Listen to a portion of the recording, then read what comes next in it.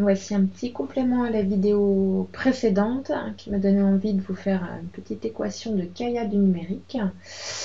Pour ceux qui ont lu la BD de Jean-Marc ou qui ont vu ses conférences, c'est une approche qu'il utilise assez régulièrement. Donc les émissions de CO2 du secteur des technologies de l'information et de la communication, en fait, elles vont être proportionnelles à la population mondiale et puis aux émissions TIC par personne. On va pouvoir séparer ça par une unité TIC, ça pourrait être un nombre d'équipements.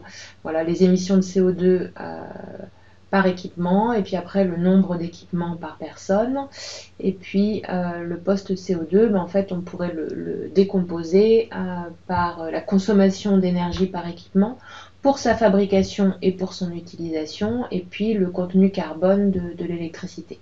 Donc là, on fait une simplification. On va considérer que la fabrication, voilà, que le poids carbone de la fabrication d'un équipement, c'est essentiellement de l'électricité et que dans les kilowattheures que j'ai là, j'ai des kilowattheures fabrication et des kilowattheures utilisation. C'est une simplification, euh, mais en ordre de grandeur, c'est pas si déconnant. Et puis finalement, je rajoute un paramètre qui serait le pourcentage de la population qui est connectée. Voilà, j'ai la population mondiale, le pourcentage de la population qui est connectée, le nombre d'équipements par personne. Alors dans le nombre d'équipements, il y a aussi la durée de vie qu'il faudrait réussir à faire rentrer, l'énergie par équipement, et puis après le contenu carbone de l'électricité. Et ça pourrait être un petit peu les variables de notre prospective. Il faudrait au moins inclure ces grandes variables-là, à voir si on détaille un peu plus comment on sépare l'énergie et les émissions fabrication et utilisation et comment on inclut la durée de vie.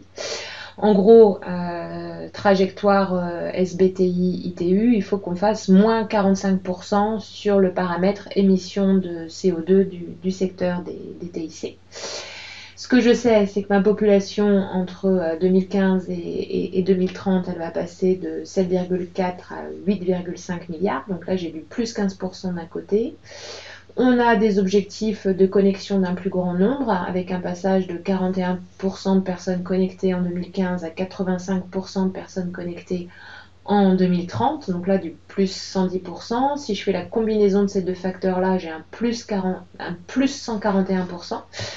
Donc d'un côté, je dois faire moins 45%, de l'autre côté, j'ai un premier groupe de paramètres qui fait plus 141%. Les hypothèses SBTI sur le contenu carbone de l'électricité, c'est le gros levier du GIEC, de la décarbonation générale. Ce serait un facteur d'émission de la consommation d'électricité qui passerait de 484 grammes de CO2 par kilowattheure à 160 grammes de CO2 par kilowattheure. Avec le petit bémol, dedans, il n'y a pas les pertes, il n'y a pas l'amont des combustibles. Là, c'est vraiment on est sur du scope 2. Et puis du coup, c'est comment je fais jouer mes deux autres paramètres. Donc mon paramètre qui serait un peu le nombre d'équipements par personne. Donc là, avec cette petite subtilité, est-ce que c'est le nombre d'équipements achetés, utilisés, sachant que voilà. Là, il y a des choses, il y a peut-être des choses à détailler un peu plus pour inclure la durée de vie, le taux de renouvellement, etc. Et puis, il y a le contenu, kilowattheure associé à un appareil, sachant que ça doit inclure fabrication et utilisation. Donc ça, c'est un peu l'efficacité énergétique et que la combinaison de ces deux facteurs-là, si on veut si on veut arriver à moins 45% sur la partie CO2, là je vous demande de faire confiance, mais je peux aussi partager le petit tableur Excel.